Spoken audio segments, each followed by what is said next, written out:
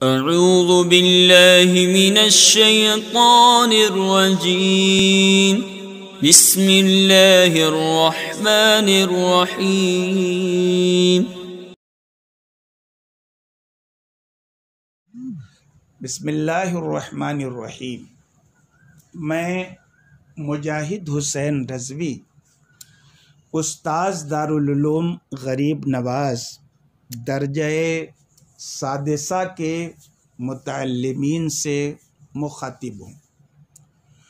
आपकी दरसी किताब हिदाया किताबुन निकाह मेरे हिस्से में आई है। आज हम इसकी शुरुआत करने जा रहे हैं। शुरुआत करने से पहले हम अल्लाह के महबूब जनाब मुहम्मदुर रसूलुल्लाह सल्लल्लाहु अलैहि वसल्लम के वसीले से और ख़ुद साहिब किताब के वसीले से दुआ करते हैं कि अल्लाह रब्बुल इज़्ज़त हमें इस किताब को कमा हक़्क़ुहु समझाने की और आप अज़ीज़ तलबा को कमा हक़्क़ुहु समझने की तौफ़ीक़ अता फ़रमाए। ये किताब चूँकि इल्म फ़िक़्ह में है, इसलिए चंद बातें शुरू में आपकी खिदमत में पेश करना ज़रूरी है। नंबर एक, इल्म फ़िक़्ह किसे कहते हैं, इल्म फ़िक़्ह का मौजू क्या है, इल्म फ़िक़्ह की गरज़ व गायत क्या है। ये हिदाया जो किताब है जिसकी शुरुआत आप कर रहे हैं, इसके मुसन्निफ़ कौन हैं, इनकी इल्मी शान क्या है, ये सारी बातें इख्तिसार के साथ मैं आपकी खिदमत में आज के सबक में पेश करूँगा। पहली बात कि इल्म फ़िक़्ह कहते किसे हैं, तो इल्म फ़िक़्ह की तारीफ़ जो उलमा ने की है कि अल फ़िक़्हु इल्मुम बिल अहकामिश शरइय्यतिल फ़रइय्या अल मुक्तसब मिन अदिल्लतिहा तफ़सीलिया। इल्म फ़िक़्ह शरई फ़रई ऐसे अहकाम के इल्म को कहते हैं जिन्हें उन अहकाम के तफसीली दलाइल से हासिल किया गया हो। तो ये तो रही इल्म फ़िक़्ह की तारीफ़। इल्म फ़िक़्ह का मौजू क्या है, इल्म फ़िक़्ह में बहस किससे होती है, तो इल्म फ़िक़्ह का मौजू अफ़आले मुकल्लफ़ीन है मिन हैसु सिहत वल फ़साद अविल हिल्लत वल हुरमा। इल्म फ़िक़्ह का मौजू ये मुकल्लफ़ीन के अफ़आल हैं, इस हैसियत से कि मुकल्लफ़ का कौन सा फ़ेल सही है, कौन सा फ़ेल फ़ासिद है, कौन सा फ़ेल हलाल है और कौन सा फ़ेल हराम है। रह गई बात इल्म फ़िक़्ह की गरज़ व गायत की, तो आप अच्छी तरह से जानते हैं कि सारे उलूम दीनिया की तहसील की फ़कत और फ़कत एक ही गरज़ व गायत है, और वो क्या है, सआदतुद्दारैन, दीन और दुनिया में नेक बख्त हो जाना। जिन उलूम दीनिया का ताल्लुक़ अक़ायद से है, अक़ायद वही रखे जाएं। जिन उलूम दीनिया का ताल्लुक़ आमाल से है, आमाल उसी इल्म के मुक़्तज़ा के मुताबिक किए जाएं। अगर हमारे अक़ायद इल्म दीन में बताए हुए अक़ायद के मुताबिक हो गए, हमारे आमाल इल्म फ़िक़्ह में बताए हुए उसूल के मुताबिक हो गए, तो हमें दीन और दुनिया दोनों जगह सआदत मिल सकती है। हिदाया के जो मुसन्निफ हैं उनका नामे नामी बुरहानुद्दीन है और उनके वालिद का नाम अली है, दादा का नाम अबू बकर है और परदादा का नाम अब्दुल जलील है और उनकी कुन्नियत अबुल हसन है और आपका लक़ब शेखुल इस्लाम है। 8 रजब सन 511 ईस्वी दोशंबा के दिन असर की नमाज के बाद आपकी पैदाइश हुई है।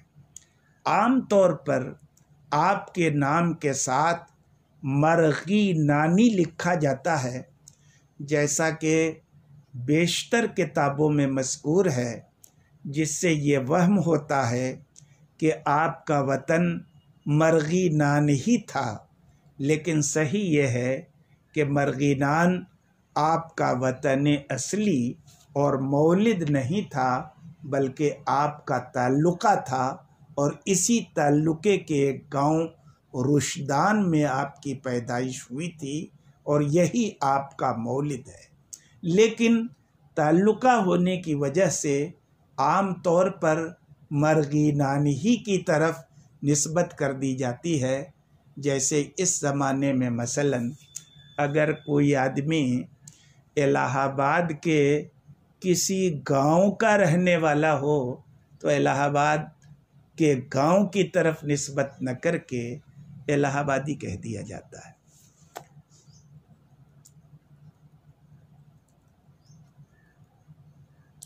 साहिब हिदाया ने सबसे पहले अपनी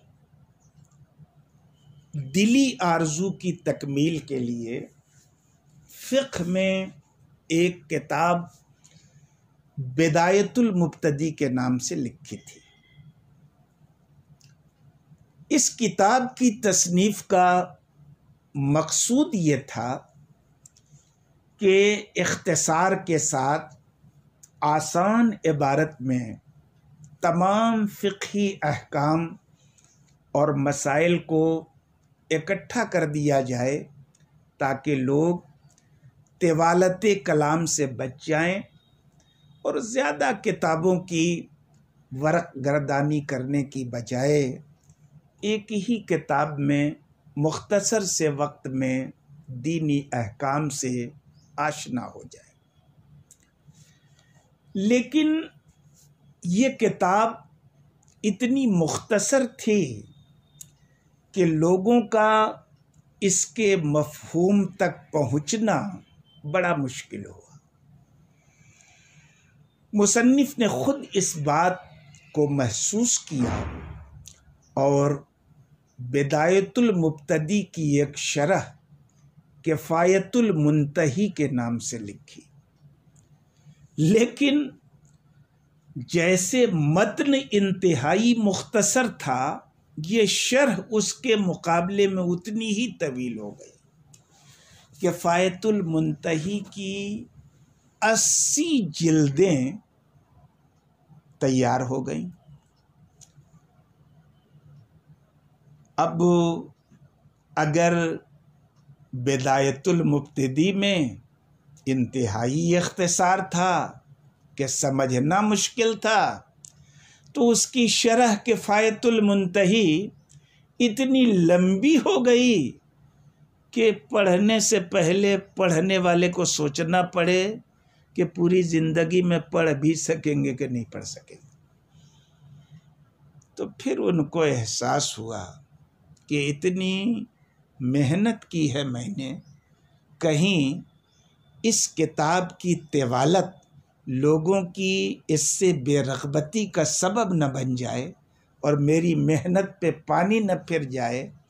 इस वजह से उन्होंने इसको मुख्तसर करने की कोशिश की और दोबारा सन 573 हिजरी ज़ुल्क़ादा के महीने में चहारशंबा के दिन से हिदाया नामी किताब की तसनीफ़ का काम शुरू कर दिया और इस मर्तबा उनकी ये कोशिश रही कि हिदाया न तो इतनी मुख्तसर हो कि पढ़ने वाले की समझ ही में ना आए और न इतनी ज़्यादा तवील हो कि लोग उससे उकता जाए। 13 साल की मुसलसल जिद्दोजहद के नतीजे में हिदाया नामी किताब मनस्से शुहूद पर जलवा कर हुई। अल्लाह रब्बुल इज़्ज़त ने साहिब हिदाया की इस किताब को आम्मतुल मुस्लिमीन में इतनी मकबूलियत अता फरमाई, इतनी मकबूलियत अता फरमाई कि किसी शायर ने हिदाया की शान में कसीदा खानी करते हुए यहाँ तक लिख दिया, इन्नल हिदायत कल क़ुरआन क़द नसखत मा सन्नफ़ु क़ब्लहा फ़िश्शरअ मिन कुतुबी फ़हफ़ज़ क़िराअतहा वल्ज़म तिलावतहा यस्लिम मक़ालुका मिन ज़ैग़िम व मिन किज़्बी। यानी कुरान करीम की तरह हिदाया ने भी फ़िक़्ह में लिखी हुई अपने से पहली तमाम तसनीफ़ात को मनसूख कर दिया। इसलिए ए मुखातब, तुम हिदाया की तालीम और ताल्लुम को लाजिम पकड़ लो, तुम्हारी गुफ्तगू झूठ से और कजी से महफूज हो जाएगी। हिदाया इतनी अहम किताब है, इतनी अहम किताब है फ़िक़्ह हनफ़ी में कि हमारे बाज़ बुज़ुर्गों ने फरमाया कि आलिम किसे कहते हैं, तो बाज़ बुज़ुर्ग हमारे कहते हैं कि आलिम उसे कहते हैं जो हिदाया पढ़ाने की सलाहियत रखे। तो हिदाया वो किताब है जिसका पढ़ाना ये आलिम होने की असली सनद है। असली सनद वो नहीं है जो आपको 9 रबीउल आखिर को सरकार मदीना कॉन्फ्रेंस में आलिम होने की मिलेगी। असली सनद ये है कि आपके अंदर हिदाया पढ़ने की, पढ़ाने की सलाहियत पैदा हो जाए। शेख मुहक्किक अब्दुल हक मुहद्दिस देहलवी ने मदारिजुन नबुव्वह में ज़िक्र किया है कि साहिब हिदाया जब क़ाला रदियल्लाहु अन्हु कहते हैं तो इससे मुराद खुद इनकी ज़ात होती है। शेख अबू सऊद फरमाते हैं कि जहाँ मौसूफ़ ने अपनी तरफ से कोई ख़ास तसर्रुफ़ ज़िक्र किया है, वहाँ उनकी अस्ल इबारत क़ालल अब्दुद्दईफ़ अफ़ा अन्हु थी, मगर आपकी वफ़ात के बाद बाज़ तलामिज़ा ने उसको क़ाला रदियल्लाहु अन्हु से बदल दिया। खैर,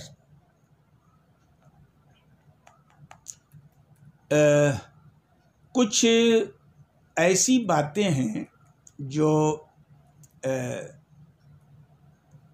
हिदाया पढ़ने से पहले हो सकता है आपने जब हिदाया किताबुत तहारत पढ़ी हो तो उसमें बयान कर दिया हो, और अगर नहीं पढ़ी है तो चंद बातें आप यहाँ पर समाअत फरमा लें।